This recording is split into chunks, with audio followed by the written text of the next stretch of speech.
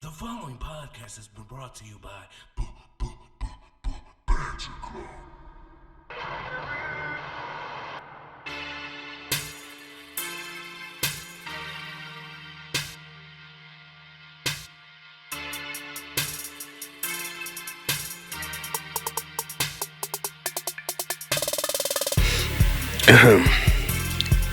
Porn and goodies.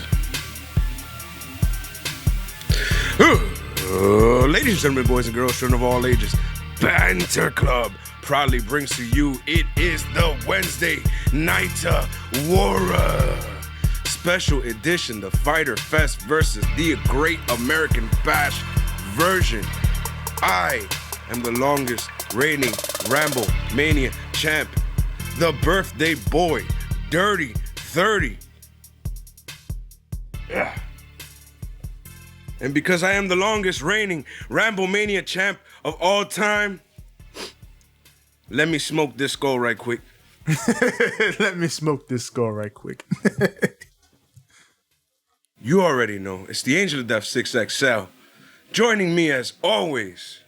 It is I, your former 3-time Ramblemania champion of this and any other world, TJ the Great. TJ the Great. Oh, man. We got night 2 of these big time TV / pay-per-view shows. Fyter Fest versus the Great American Bash with the big main events. Well, I mean, AEW's main event was the main event, but it wasn't their original main event. But NXT had their original. We know what it was. Yeah. God damn it, WWE. Why? We would have had 2 moments like the ones that y'all had, but y'all knew what y'all was doing, so okay. the conspiracy is on. Well played, sons of bitches. You bastards. You dirty sons of bitches. But nonetheless, AEW parlayed it into something fine because Fight for the Fallen looks every bit as fire as Fyter Fest did somehow.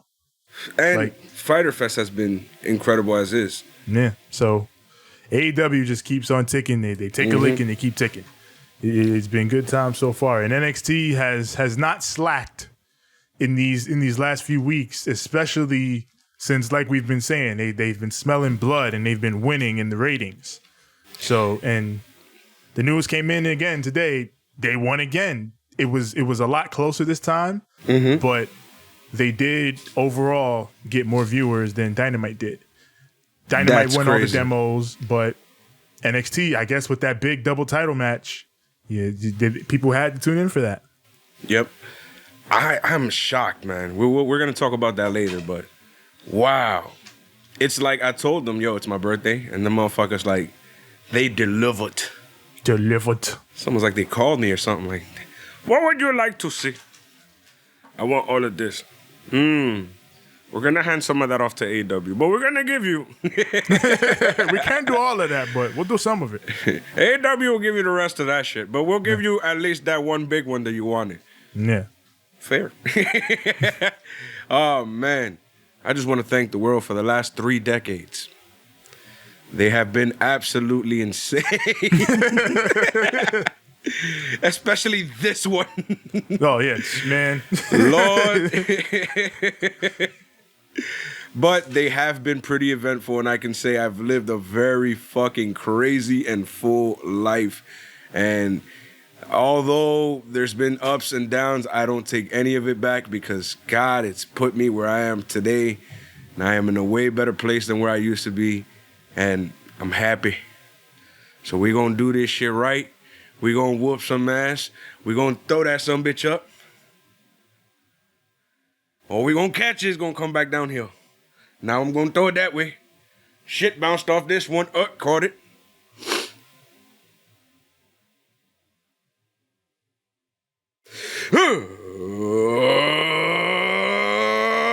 Let's banter.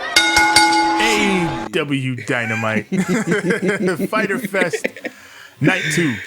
Woo! We open up with how we closed off last week. AEW Tag Team Championships on the line. Hangman Adam Page and Kenny Omega defend against Private Party, and they got Matt Hardy in their corner. If nothing else, Fyter Fest has been a total and complete flex of how fucking strong AEW's tag division is. Like, we talk about this every week. We do. But, like, Facts. they're flush with talented, credible teams up and down the card. Like, it's crazy how deep their tag team division is. It's crazy how deep all their divisions are after we were like, hey, I don't know, this is missing this. This is missing that. Fuck, I don't know what quarantine did, but everybody came back strong as hell. Wow. And we still don't have everybody back yet. Think of that. Like, there's Facts. still a few Facts. people that have yet to really get back into the fold. It is really impressive how they've built this division. This division in particular, like you said, the whole card, even the women's division has improved. But up in this tag division is crazy good. But yeah, this was a good tag title match. I liked the last week's one a little bit more, but I enjoyed this one a lot. I liked Private Party using some of the Hardy's moves, taking that coaching from Matt Hardy very seriously. Mark Quinn, he had a shooting star at one point. Kenny broke the pin up at 2.9999. Like, he's crazy good at like that last moment breakup or kick out. It's incredible. But Private Party, they go for gin and juice. But Omega, he V-triggers Isaiah Cassidy out of existence. He's gone. He's dead. From out of nowhere, too. Just boom. I was like, oh. We're not going to have that. And the champs hit the last call. God. Yes. And they get the win, and they retain. It was a good match. What an incredible tag match. I had so much fun watching this. This was a great opener because this makes you, it gets you into the fucking show. You're like, I really want to continue to watch this. Like, this is absolutely insane. Like, I had so much fun. Private Party, they don't get the, I feel like they don't get the credit they deserve. They're just so damn good. You know what I'm saying? And then with Matt Hardy taking control and showing them like, this is how we gonna do some things here and there. This tag team division has nothing to fear. You got guys like Private Party. You got Adam Hangman Page, who's a fucking beast. You got Kenny Omega, the greatest wrestler in the world, in their tag team division. Insane. And I can't wait till they start building him for us, because I know the time's going to come where they're going to let somebody else get that run with that belt, and then they're going to be the guys who start the rival a bit, and then let's see how they bring that up and where they go with that, because I'm pretty sure it's going to be a dope-ass feud between Adam Hangman Page and Kenny Omega that makes Kenny go his own way. Yeah, like it just speaks to how well they've done that. They have this incredibly deep tag team division, and like the top of the pile is these two singles guys they put together just, within the year. It's incredible. Absolutely incredible. I mean, this is just the tip of the iceberg, and they're just showing us what's about to happen tonight on Fyter Fest. This is insane. Oh, yeah, because we're definitely not done with crazy tag team stuff. Definitely not. So, you ever heard that saying, you ever been so mad you threw a motherfucker at another motherfucker? Oh, yes. It's one of my favorite things in wrestling. Well, Tevin, I think it's time for you to have a little bit of fun with that. Let's continue. Yes. Our next match is Joey Janela versus Lance Archer. Lance Archer has, of course, Jake the Snake Roberts with him, but he also has someone else with him. Lance Archer comes down to the ring with the dead body of Sonny Kiss. And he's storming down that damn ring. Look, I got your boy. Look what I did. Like, he throws Sonny. He just throws Sonny Kiss like my garbage God. At this man. Disrespectful. That's a whole ass human, bro. That's a human being. Oh my God. And Sonny is jacked. Yeah. So but funnily enough, this pisses Joey Janela off, and it makes him put up a much better fight than you would expect in this situation. He brings out a table and everything. He puts up a pretty decent fight against Lance Archer. Jake, he pops in for a distraction at one point, but the baby faces take advantage of this. Sonny Kiss, he's recovered at this point, so he jumps in. He hits Archer with a 450. Janela follows it with a senton, And they get a near fall off that. That was a good near fall. I liked it. But now that pisses off Lance Archer. He's like, that's it. Everybody dies. You know what it is. That's his thing. Whenever he's starting to take an L, everybody dies. Yeah, that's it. It's time to end this. He hits Janela with the blackout through the table. The table that Joey Janela himself set up. He pays for that and dies via blackout as Archer gets the win. This was a good match. Joey Janela, once again, y'all gonna stop sleeping on Joey Janela. Y'all really gonna stop sleeping on this man. Sonny's way too like aerodynamic. Like you, you seen the shit that Sonny was pulling off? I was like, that 450 was clean. Like that? You move like that? Okay. Shit, I've been sleeping. Shit. It's like we said, Joey Janela and Sonny Kiss, they're a good duo. And shit, them having this mini feud with Lance Archer, it works for them, honestly. Even though they've taken L's or whatever, you know, it's still like, okay, they're growing, and we see it. You know what I'm saying? We see it happening. So yeah, it's one of those situations where you don't mind them taking the L's, because especially considering who they're taking the L's to, like it's fine. So we got Tony Schiavone in the ring. Schiavone's here, and he's here to talk to Taz and Brian Cage. So Taz and Cage come down, and Taz, he's like, I'm glad you're here, Tony, because you have been a part of wrestling's most memorable moments. And I promise you, this is going to be another memorable moment. And before he does what he does, let me just tell you something. Right. I'm not the only one who got a new title belt. Oh, no. No. We saw a couple of new champions crowned here. So Taz, he says Brian Cage is going to win the AEW World Championship next week.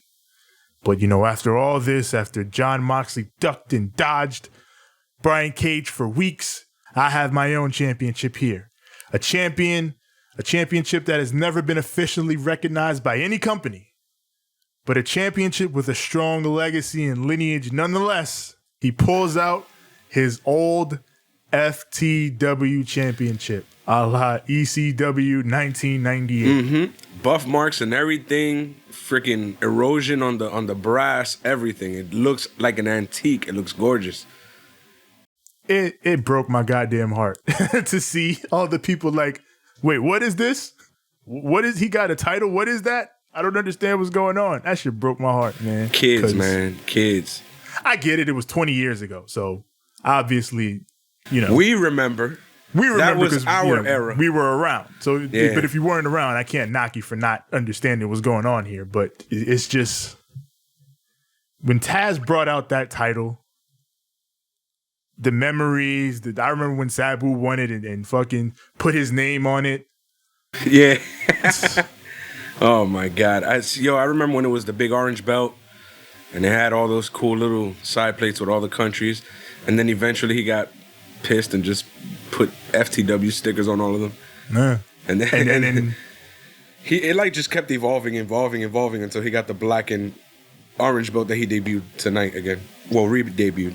Yeah. And the spirit of it is exactly what Taz talked about in his promo. This is some renegade shit right here. Like, since you're not going to give this man his proper due, I'm going to take my proper due. I am the FTW champion. That's what that title represented for Taz back in the day. He was the true uncrowned world champion, and that's what it's representing for Brian Cage as Taz brings it back in 22. I can't believe 20 years and nobody was like, yo, what if we use the FTW title? Yeah, that bothers me. But you know what else, though? I feel like it's a little bit bittersweet moment to me because of the fact that I feel like it should have went to a babyface. Yeah. You know what I'm saying? If you remember the original story of the FTW World Championship, it was fucking Shane Douglas was being a bitch. Ducking Taz for months. He was legit hurt then, but he was also ducking Taz for months. Yeah, and if you remember, it was that whole triple threat. That was the name of them, right? With Bam Bam and was it Lance Storm? Bam Bam. Who was it? It was Bam Bam and a few other guys. Yeah. And I remember that it was insane, and I was just hyped to see this team. But then at the same time, I'm like, yo, stop dodging my boy Taz. Yo, my boy Taz, he's on the come up. He's about to be the Stone Cold of ECW. Like, y'all don't even know. And, like, they just kept, dodging and dodging to the point where he was like, you know what? Fuck this shit. You won't give me my recognition? I know that I deserve to be the world champion. I don't give a damn. You don't want to give me my due, you know what I'm saying? Like, I've been out here beating every single person, every single night, out here being what they call the workhorse of this company, and you won't give me a title? Fuck out of here. You know what? I'm the FTW World Heavyweight Champion. Fight me. Beat me if you can. Survive if I let you. And the lineage is back. And what a guy to give it to for your first go in 20 years, Brian Cage. There have been a lot of invocations of ECW over the years just because of what it means to, fans like us. A lot of people try to invoke ECW in a lot of different ways. This was one of my favorites ever of a callback of something that meant something in ECW. I love this. I absolutely love this. This was great. I can't wait to see what they're going to do with it. I just wish, I'm telling you, I wish it was Taz as a babyface manager with a babyface who wasn't getting his due. I kind of wish it was Mox. Kind of wish it was the other way around. If it was the other way around, it would have been a way better story. You know what I'm saying? Just like Mox keep coming out here, whooping ass. But because remember, it would have went well with all the things that he was going through before he won that title. Remember where like he kept trying to get to that point, but all his matches didn't matter because of the fact that unsanctioned. That would have been a fucking great storyline. But yeah, that would have been amazing. But you know what I'm saying? Beggars can't be choosers. I'm just glad to see that belt back on TV. It brings a piece of my childhood right back. And I'm telling you, the wrestling industry is about to change and pop in a different way. And I feel it in my bones. I'm telling you. Every time I watch another episode of AEW and NXT, I'm like, something's got to give here. Something's gonna happen because the main roster is looking ugly right now.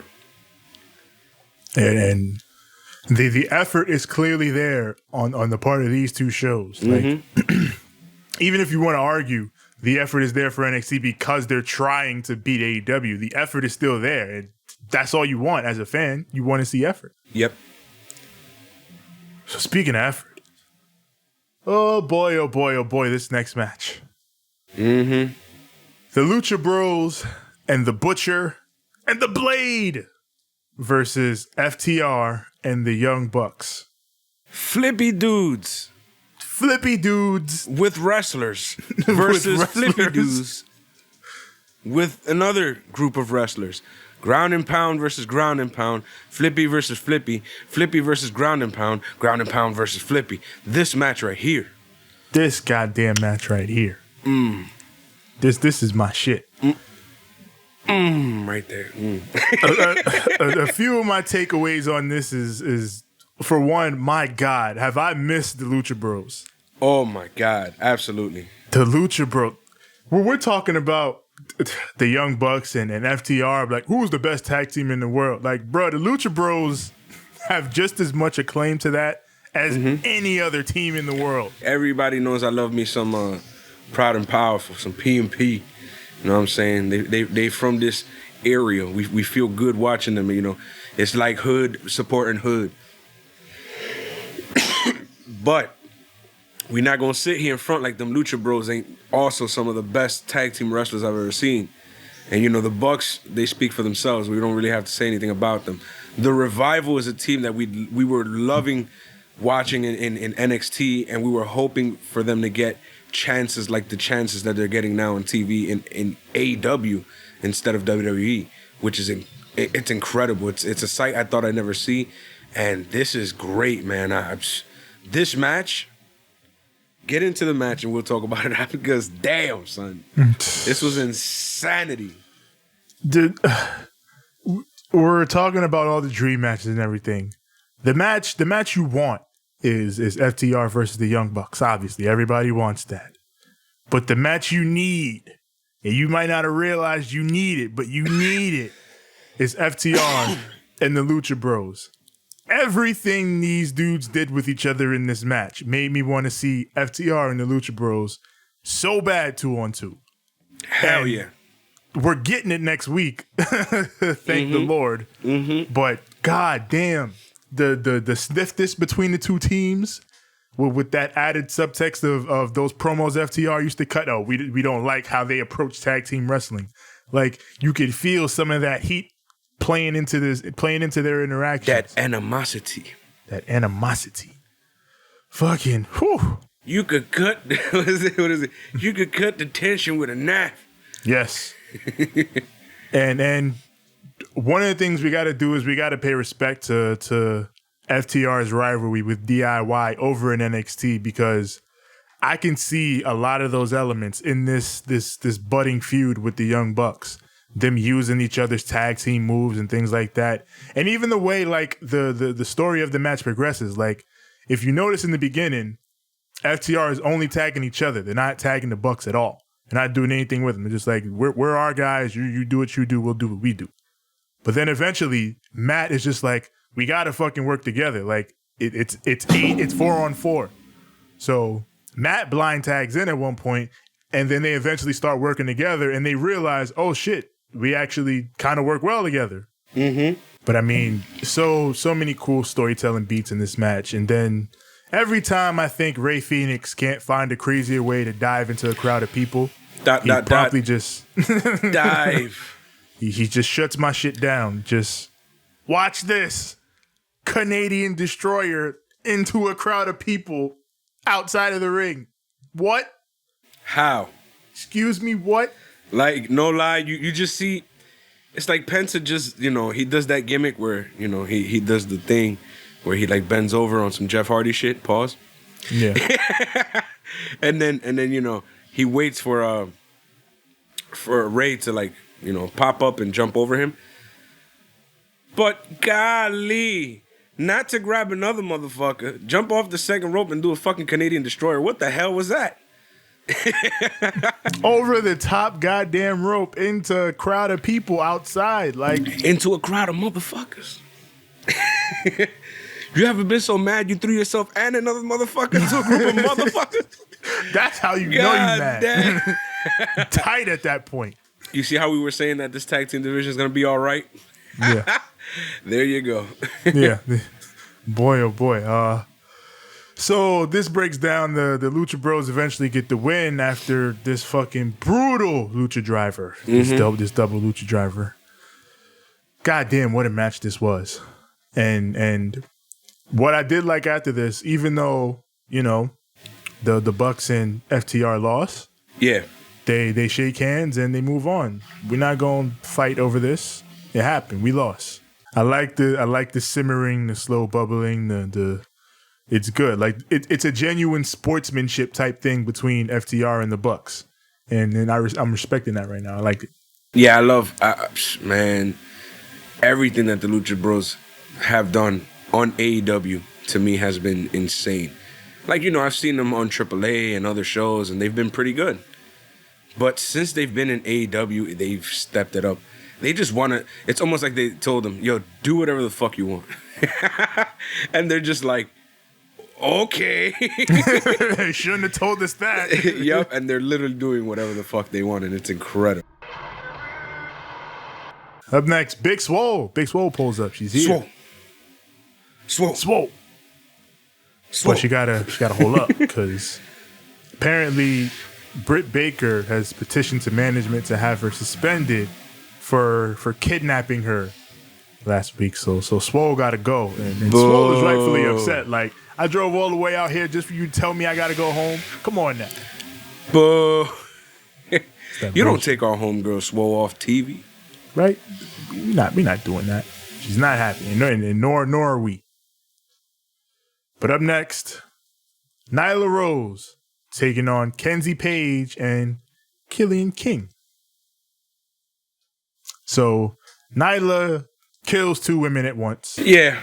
And then she looks over at Sheeta post match, but Sheeta still wants to smoke. She got her belt. She's like, I don't care. We can still fight. You beat 2 people up, but they not me though. So Nyla gets the mic and she says, actions speak louder than words, and my actions just spoke volumes. She says she's looked around at all the great wrestlers back in AEW's locker room, and she's noticed just how many of them have managers. So she's decided that I'm going to get me a manager. She doesn't reveal who her manager is just yet, but she does note that, look, Cody, he has a manager and he has a championship. Brian Cage, he just got here, but he's got a manager and now he has a championship. So soon enough, with my manager, I'm going to have that AEW Women's Championship back. It's a logical line of thinking. I get a manager. They help me out. I get a championship. And to be honest, I can't wait to see who it is. Yeah, I'm intrigued. My mind is buzzing to see who it is because I think about all the people that we do have managing. They're all legends. They're all former legends. So it's like, who's it gonna be? Like, it could be a dude like Paul Ellering or something crazy like that. Could be a female, maybe Alundra Blaze, maybe somebody like that. We don't know. You know what I'm saying? Aja Khan could come back on some shit and manage. And you know what it is too? Something about Nyla Rose. Nyla Rose as a wrestler is everything we wished that Nia Jax would be. Absolutely. Like, absolutely. Every time I see her in that ring, I'm like, yo, you're a beast. Like, you wrestle. Like, there's nobody else in that division who wrestles the way that Nyla Rose does. You know what I'm saying? And I can't wait to see if they either get somebody who's, you know, has that amount of power and can just toss people around, or if I want to see what they do with her. You know what I'm saying? There's so many things that like she can do, so many things that she's proven that she's good at, and now with a manager, I want to see. I'm so intrigued to see what's gonna happen next. So like, AEW capitalized on that soon because I'm bubbling. Again, women's division, another spot on AEW's card that they're slowly but surely improving. Mm-hmm. We got Colt Cabana in the back. He's getting checked out by a doctor. He's got this nasty bruise on his side, and the back of his arms. It looks gross. Yeah, looks like he got hit by a car. Apparently that's real too. Like that shit really happened to him. That wasn't makeup or nothing. Like he really got fucked up like that. But by what though? Is my question. Did he get hit by a car? Or? Yeah, like was that when he got thrown into some shit? Like they said, it was crazy. Doesn't look like some shit that he got. It looked like he got beat like he got hit by a car. He fell off a bike. He fell off a motorcycle. Some shit. Yeah, it looks bad. Yeah, but despite all that. The doc is like, hey, despite all this, you're cleared to compete tonight, Colt. And that pleases Mr. Brody Lee. And he walks in and he promises Colt, that looks bad, but we promise you stick with us, you stick with the Dark Order. That's not going to happen to you anymore. And this next match, another example of some solid storytelling by AEW, the Dark Order versus SCU. Brody Lee, Stu Grayson, and Colt Cabana against Scorpio Sky, Christopher Daniels, and Frankie Kazarian. I like Colt's initial reluctance to fight his friends. You know, SCU are my boys. I ain't trying to really fight them, but yeah, he goes up to them like, "Hey, buddy, there's no hard feelings." But and then fucking Brody Lee's like, "Get the fuck back over there! Yeah, don't listen to these guys. These guys are not your friends." Yeah, where are your friends? That's some gang shit, bro. Yeah. We're like, them fools ain't your friend. We're your friends. We're your family. Your family ain't your family. We are. And that shit look like, he's smelling fishy. So eventually, the match does break down. And Colt, he breaks up the pin. Daniels punches him away. But then Brody comes in, ends Daniels with a fucking discus lariat. But then he looks over and he wants Colt to cover him. Mm-hmm. You get the pin, Colt. You get this W. You've earned it. So Colt goes in, he covers him, gets the 1, 2, 3. The Dark Order gets the victory. And again, Brody Lee telling Colt, like, hey, look at how it feels to get a W. Isn't that nice? Yep. You stick with us, you keep getting W's. The fact that he's always like, no. Let him do it. No, let him do it. It's like something, man, this ain't sitting right. You know what was funny, though, during this match? Why it looked like you ever, well, of course you played Mortal Kombat. Yeah. Why this look like a Mortal Kombat stage? Low key. Like fucking what's Evil Dark Uno? Evil Uno? That dude. Yeah. Why did I add the dark in there? The Dark Order. Anyways, if you notice, he was just there like. Yeah, at the top of the ramp, he's just there the whole time. Like, yes. Perfect. Like on some video game background character shit. And then they had the little druids in the back, you know what I'm saying? Yeah. It looked like, I'm telling you, it looked like a fighting game background, you know what I'm saying? Yeah. With like the cronies of that stage and then the leader or the owner of that or the boss of that stage going. It was crazy. Yeah. It was crazy. I love that whole gimmick. I loved it. It Fucking felt Evil really, Uno getting his NPC flex on there. facts. He looked really like a video game character. He just kept doing the same movements over and over again on repeat. It was weird. It's almost like they told him to do that. Which is fine to me because it's like, yo, this feels like a fucking video game. This is dope. Fun little match. Good storytelling. I'm enjoying Colt Cabana being brainwashed by a cult. Uh-huh. Colt Cabana, as people are Cabana. calling him. Yeah. So, yeah. Big Swole shows up to the arena despite being suspended because even in AEW, you can just do that. My fan keeps taking a bump. Suspensions don't mean shit in any wrestling company. Never. Never. It's a wrestling tradition. Rebel tries to stop her, but Swole, she not having it. She takes the paper that they gave her, you know, detailing her suspension. She throws it at her, and it fucking bops Britt on the nose. Yep. And Britt just starts screaming like, "Oh my god, my nose, my nose!" She sells it like she got punched in the face by fucking, I don't know, fucking Big Show or some shit. Brock Lesnar, somebody huge. Yeah, she sold it like when fucking Charlotte sold Rhea Ripley punching her. Like, yeah. Oh my god, what? Like, I can't believe this. Somebody hit me. It's not possible. I can't believe that happened. That's a Karen ass statement, but we're just gonna leave it like that. I can't believe. Oh my god! After I was harassing this person, I can't believe they hit me. Right. Dumas. Of course she's gonna kick your ass. And she all she did was throw a paper. Yeah, How are you that soft? How are you that frail? Right? You're gonna have to fight her eventually. Better get with it, Britt. Now it is time for the main event. Oh, shucky ducky quack quack. Orange Cassidy versus Chris Jericho. It's the match we've been waiting for. He's gonna try. he tried, all right. Oh, he more than tried. This match was everything I wanted it to be and more. Jericho said, like last week after they taped, he was like, "This was one of my favorite matches I've had in my near 30-year career." And I can see why. Like, this match is a perfect example to show why embracing the new school and the crazy and the out there is the best thing that older guys in wrestling can do, because they have the opportunity to create things like this. You get to understand and see the full scope of who and what Orange Cassidy is as a character, and just how being a lazy troll can work for someone who's actually trying to win a wrestling match. Yep. Like when he used the lazy kicks to set up the real super kick, I lost it. Yep. I was like, oh, I thought he had it, but you know what was cool though? He sent Trent packing along with Chuck Taylor. I was like, okay. Which is ballsy because Proud and Powerful was right there in the crowd. Well, not in the crowd, like literally ringside. Yeah. Yeah. And they eventually did interfere with their orange juice. And that's when Trent they and Chuck sprayed come out. orange juice in his face. Yeah. Like legit orange juice. That must have hurt. Yeah. And then that brings out the best friends to get them out of here. So PNP versus best friends, please. I will also take that match. That shit, you know what it did, Tevin? That orange juice hit him in the eyes and said, na na na na na na na na na.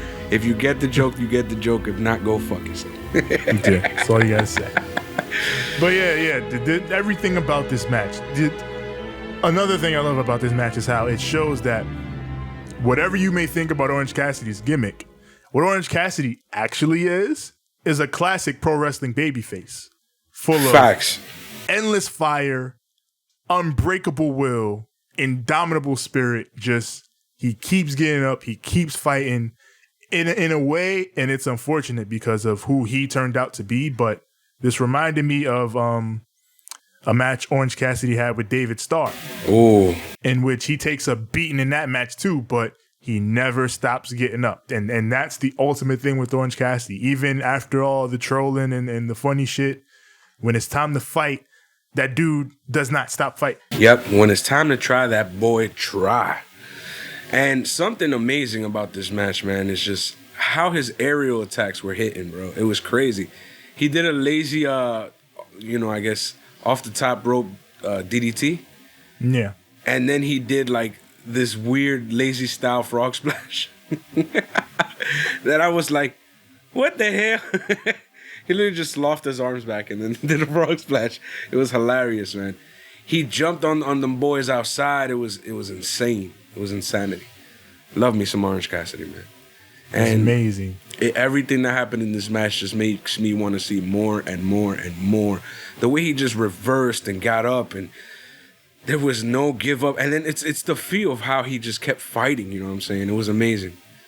You know what I'm saying? He comes out looking a bigger star out of this, even though, he takes that L with that goddamn forward face code break. What was it? The Judas effect? Oh, my bad. Why did I think it was the goddamn gimmick? It was weird.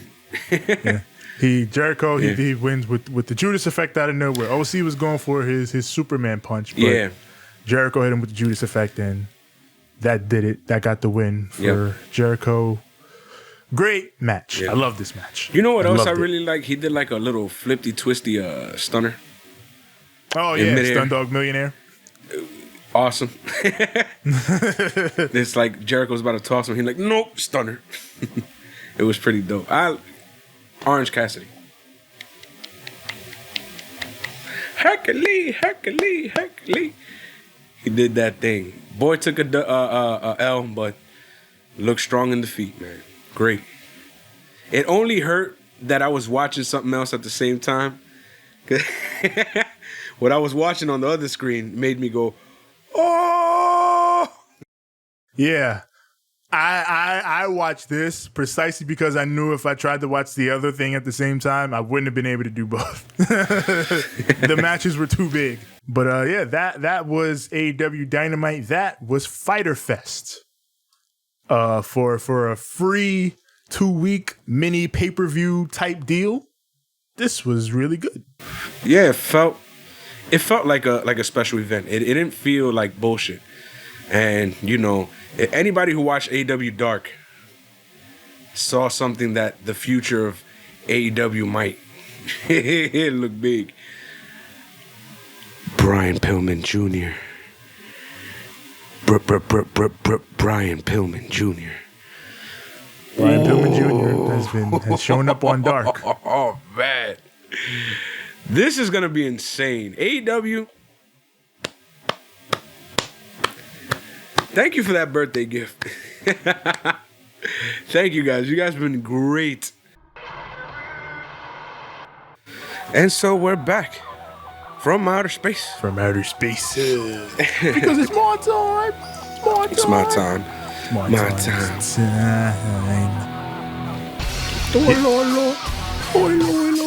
NXT, the Great American Bash. You stole this from Cody's dad, and then you put it up against this show. You're a piece of shit. We gotta win the war. I understand. That's the reason why we looked at that last match the way we did. And then we had some wars on this show. Did we ever? Oh, yeah. Yeah. Hold on.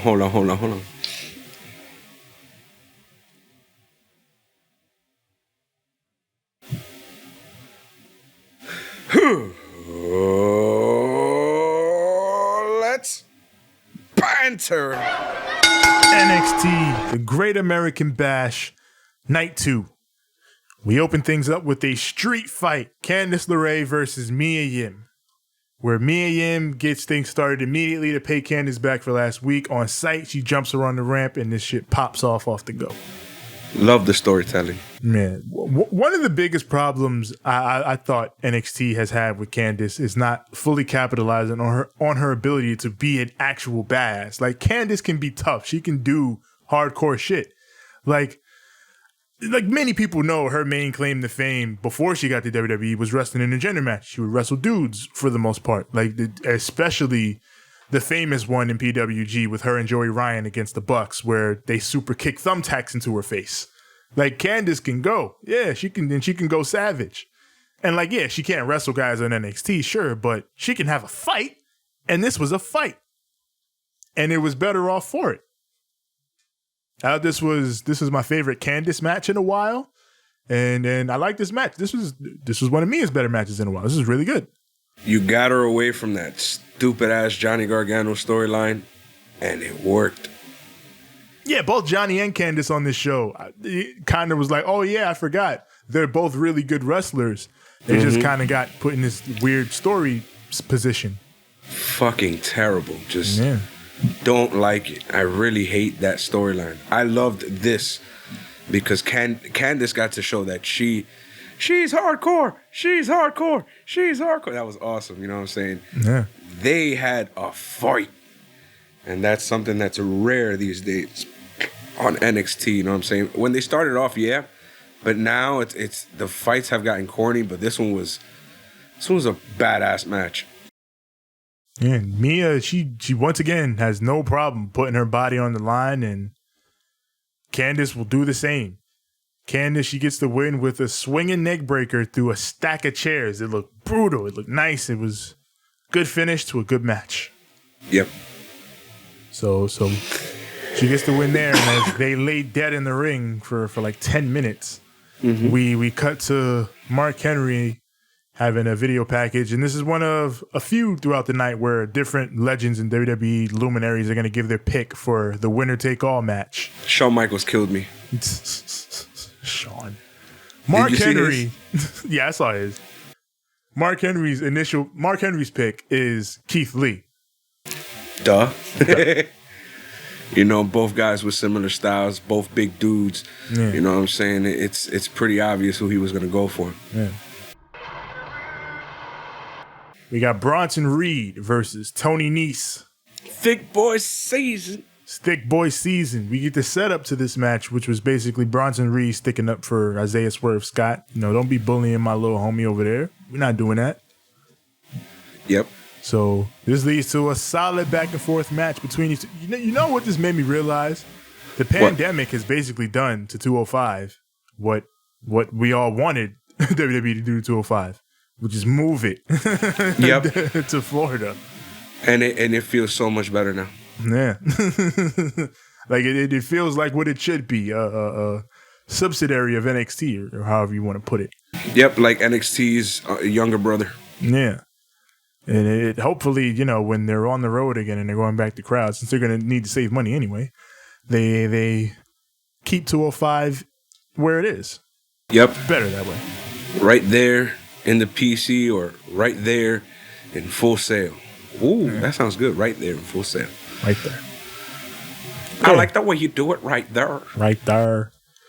Solid back and forth match here. Bronson Reed gets the win with the big splash. Nice to see him successfully stand up for someone, because usually when he does that, it doesn't work out. Yeah, it doesn't work out. Damn, sad. Because he's a good ass wrestler. Yeah, you know what I'm saying? He's an athletic big dude, and I know they're more common now, but it's still an incredible feat to see somebody who's that big move. Fucking, he swatted Nese out the sky like nothing. And Tony Nese is not a small dude. Nah, Nese is jacked. Yeah. Oh, you're looking real jacked. You're looking real jacked, pal. Mackenzie is with Robert Stone and Aaliyah. What the hell happened in this goddamn segment? Man, they see Shotzi Blackheart and Robert Stone. He offers her a spot in the Stone brand. He's like, how would you like to join the Stone brand? And Shotzi's like, yeah, no, I'm not doing that. I'm not down with that. So he gets mad and he comically tosses his coffee away or whatever. Yeah. And we see a few moments later that coffee did not just go quietly into nothingness. It hit someone, and the someone it hit was Killian Dane, who murders poor Robert Stone. And then Shotzi also murders poor Robert Stone by running over his leg with her tank. And he's writhing in pain. He's like, I'm dying. Oh my God, what an idiot. I loved it. Poor Robert Stone. You know what's crazy? Yes, it's very cartoony. Yes, it's very silly. Yes, in the main roster probably might not work. Here it works. It's funny. Every time that you feel like everything is getting a little stale, here he comes, and it's just hilarity ensues. No, yeah, I feel like making Robert Stone like a complete goofball has been the right call. It's worked for the better for this whole act. He's good at it. He's good.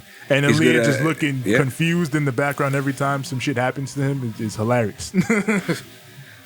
But hey, you can't say he ain't working. Yeah, he trying. Let me tell you something. Aaliyah got herself 2 attempts to try to get to that title belt, which she probably would have never gotten without Robert Stone. Yeah, listen, she'd have still been stuck on Xia Li if not for Robert Stone. So we gotta give the man some credit. That goddamn feud, oh my God, I was so done with that shit. It was great at first, and it's like, oh, I'm so done with you. They keep fighting. Stop fighting.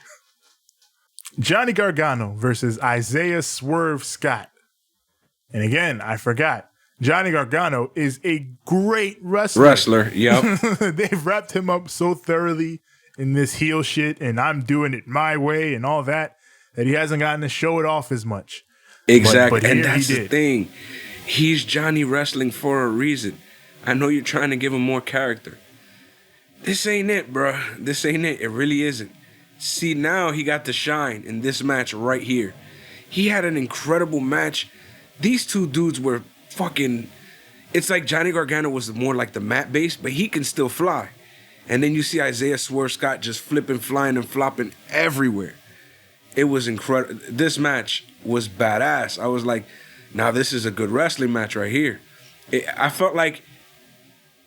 I'm not gonna say that. I'm not gonna say it. It was a really good match, though. It was a great. I was like, it wasn't best because we know what was best, but we know what was best. Yeah, but it was like one of the best matches of the night. You know what I'm saying? Man, it was very good. Oh, well, Johnny, he declares that NXT is my house. He gets the win with one final beat, and then we move on. Tegan Nox gets a video package hyping her up her road to the NXT Women's Championship. It's all cut through with Io Shirai and her fucking final boss aura. Io Shirai felt like the final boss of this video game. She was, though. Yeah. Like, all that shit you've been talking, Tegan, all those enemies you defeated, you're not ready for this. You're not on this level. You haven't trained enough. No one is ready for Io. I like this video package. It was good. It made Tegan serious. It made Io look like the fucking end all be all. Straight badass. Yeah. So definitely hyped for this match. This match is next week. I asked Triple H to do right by Io Shirai, and he's doing right by Io Shirai. So that's all I can ask for. Up next, you ready to sell some cocaine? Oh my God. It's Pablo Escobar in the flesh.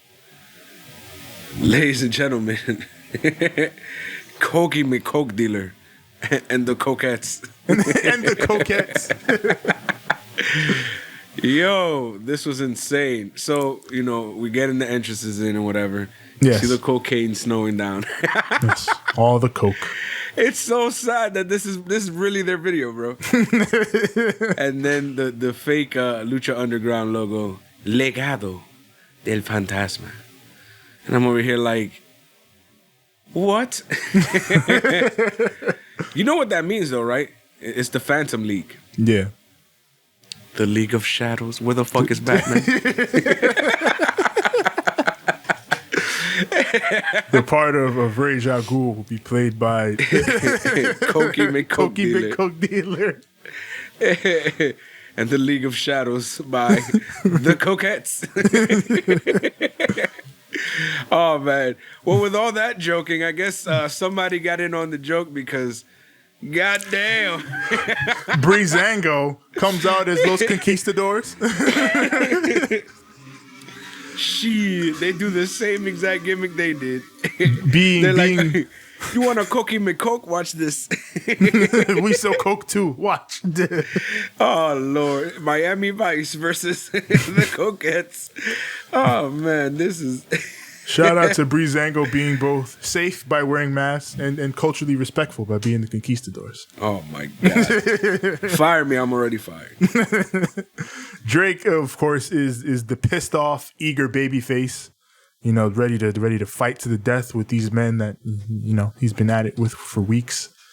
But he in the end pays for it because Drake is crazy taking all these Michinoku driver bumps from high places. He wants to die. Yeah, this man is dying for his art. Either that or he thinks that landing on his head will somehow make him grow. It won't. It will shrink you, in fact. Damn, son. It may get you more over, but other than that. Oh my God! Why are you taking these bumps, Drake? Hey, man, you're already pretty over. I don't see the need. Let it go, bro. Oh man. But yes, Legado del Fantasma gets the victory here. Yep, and then the coke dealers walk off. Yeah, they sell some more coke to some unsuspecting. We got grams, son. You want to talk about kilos? Oh man, hot. We got Mackenzie with Johnny and Candace. Candace, she makes her repeat the fact that she beat Mia Yim over and over and over and over again. She's like, listen, I what? And then Johnny, he's like, listen, we are the greatest power couple in the world, me and Candace. And I just wonder how far we really could have gone had Finn Balor not gotten in my way. But Johnny says, we don't forget. And Candace, she pipes in like, we both may have some wrongs that we ultimately need to right. And they walk off. So I guess they still got some beef to settle with some other people. All that shit we talked about, how. Skip!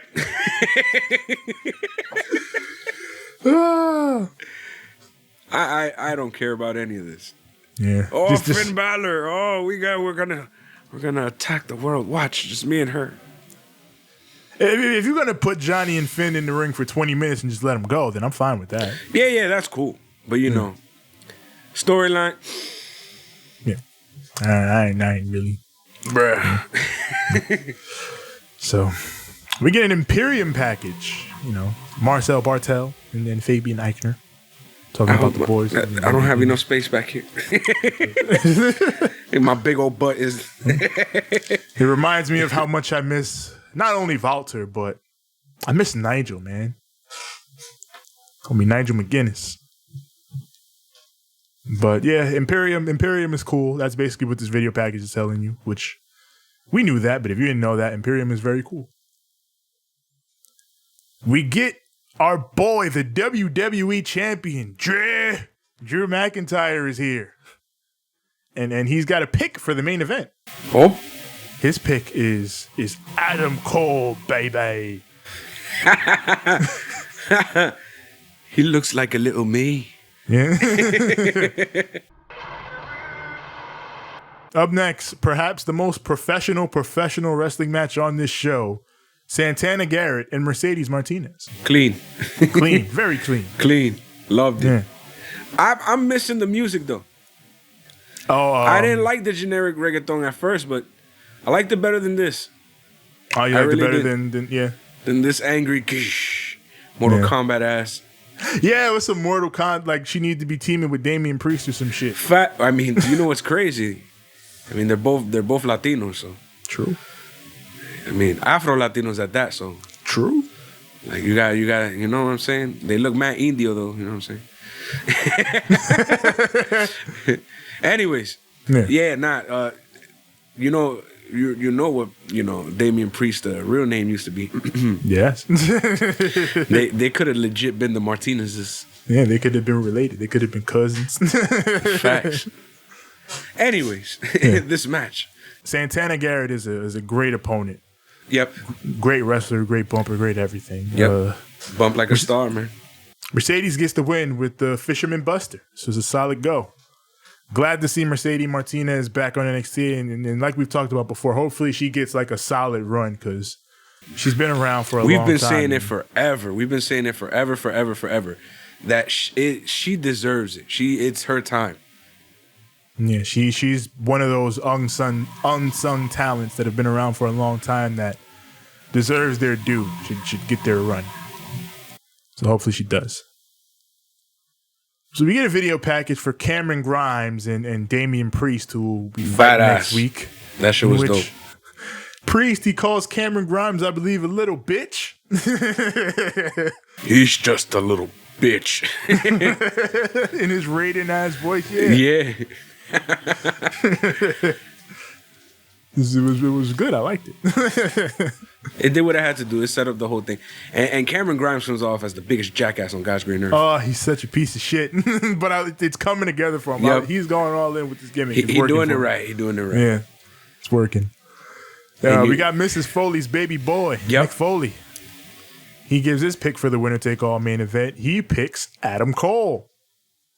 And then we got Shawn Michaels. Yep. Yeah, that one surprised me. I thought, Mick Foley would have picked Keith Lee. Thought he would have, had that respect toward the Mastodon types, but he picked Adam Cole. But Shawn Michaels, he says, in my heart, in my head, I'm going to have to go with Adam Cole, but there's also a small part of me that disagrees, and he holds up a little paper and says Keith Lee. Why he looked like his son wrote that shit? It looked mad juvenile. Right? It looked mad trace the lines. Right? Like he had to sneak and write it real quick because fucking Triple H was right outside. Like, you got to pick one. You can't have both. Oh, man. But yeah, with all that said, NXT did a great job of setting this match up, and we are here now. It is time for the main event. Winner take all. Both the NXT and NXT North American Championships on the line. Adam Cole versus Keith Lee. Tevin, it's time for that.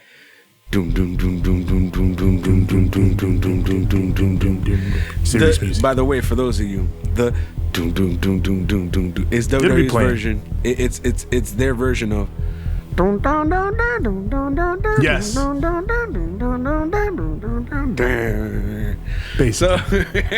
once we hear that, I'm like, ooh. It's real. It's going down. They got them backstage coming forward like Goldberg. Shit. I was like, oh, so hyped. This felt like Hogan versus Warrior. That big. They did everything in their playbook to make this match feel as big as they possibly could, and it worked. I gotta say it worked. My boy Keith Lee, he goes full Drago at points in this match. I must break you. Oh my God. I'm going to talk about it in the end, but he did some shit there that I was just like, stop doing that. That shit is scary. He hits Cole with this enormous spirit bomb, and Cole gets the ropes at 2.99999. 9999. Then Cole comes back, hits the last shot. Keith Lee kicks out at 2.99999. Panama Sunrise, Keith Lee kicks out. He did a fucking Panama Sunrise on Keith Lee. That shit blew my fucking mind. I was like, how you do that, bro? How you do that, bro? Nah. How you doing that? That's not normal. Wild. Insane. So then Cole goes for another Panama Sunrise, but Keith Lee catches it, turns it into a spirit bomb. And then he knows. Every time he does it, he staples his ass to the ground. Just and then he holds it. He bounces once and then he holds it there. Why are you trying to kill this man?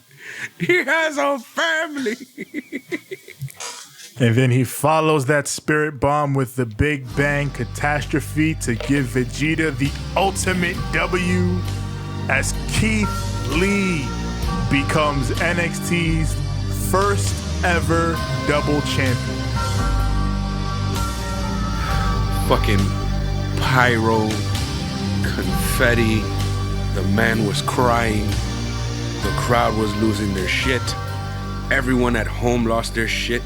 On Twitter, everybody and their mama was on there. Before even I got on there, and I had just finished seeing him do it. Keith Lee. And new NXT champion. Motherfucking Keith Lee. Basking his... Didn't we say it from the jump? I think everybody said it, but he was going to get here eventually. Bruh. But in this way, with making this his second belt. With the confetti and the pyro and the love and the crowd. Wow. With a tear in his eye. Wow. And then stalking off in the distance. Oh yeah, these cartoon villains watching off in the distance. Cross and Scarlet are watching and laughing evilly. Like, and we're coming for you. It sets up the next feud. It does. Next feud. Right. All they had to do was bloop. They did it. No TikTok. None of that. Yeah. That's it. That's what made them so impactful in their debut. Yeah, I will say it's the most I like Cross so far, and he did nothing here. So genius. This. What an event. What a night. What a guy. Me and Tevin did the fusion dance, got up in that bitch, and won us both fucking titles. One for each motherfucker. Like you do. We had to do it. This man's birthday. We had to do it. They did it for my birthday. Couldn't let this man walk into his 30s with no strap. You telling me, you know what I'm saying, that you gonna give me Keith Lee the night before my birthday, winning, standing tall with both those fucking titles. Are you fucking kidding me, mate? This is why when I was looking over here at AEW, I was like, wow. Over here at NXT. Insane. This was a major main event. They played it exactly how you should play it. It was a great match. And a great moment. Great moment for a guy who we all said would be here and should be here, and it feels right now that he is here. It was his turn. Adam Cole put in his work, and now it's Keith Lee's turn. Yeah, what a hell of a reign, too. Yeah. 400 plus days? Jesus. Yeah. Jesus. A year and change? I hope he doesn't go to the main roster. Oh, no. Sean, protect him. Please. I know you love him, Sean. Please. Protect Uncle him. Sean, listen, bro. We got to do this right. If you're going to do this, for the love of God, do me a favor. Make sure that boy makes it to the top. Roy. Everything you fucking did with Vince to keep yourself on top, you teach do him it. You all do that it. shit. Maybe do not it. Everything, but do most it. of it. No. Do it. Except for the drugs. Do it. And don't do drugs. Everything but the drugs. Do it. Yeah, don't do drugs. And none of the assholery that you did to the boys. Yeah, that's everything you maybe did not to everything. Vince. Everything you did to Vince. Everything yeah, you're right. Not everything. Anyways, all that being said, Tevin. Yes. Tell them where to find us.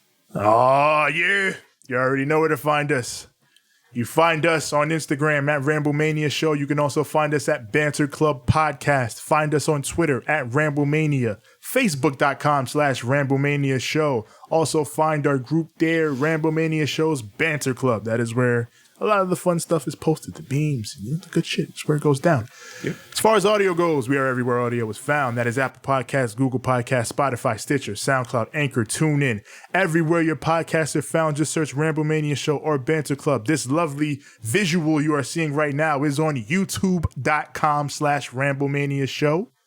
And as far as me personally, you find me on Twitter at TJ the Great. That's TJ the GR, the number 8. Find me on Instagram at TJ the Great 1. That's TJ the GR, the number 8, the number 1. Simple as that. You can find me on Instagram at the number 6, the letter X, the letter L. That is at 6XL. Find me on the Twitter at SIIXX. Ain't I great? That is at SIIXX. Y'all ready? Woo. We've been the Banter Club. That we have. This has been the Wednesday Night War. Yes. Tevin, I would like you to leave him with a... Oh, too sweet? Oh. And a good fight. And a good night. Wait, I can't use that. That's mine. We'll find a song. Shit.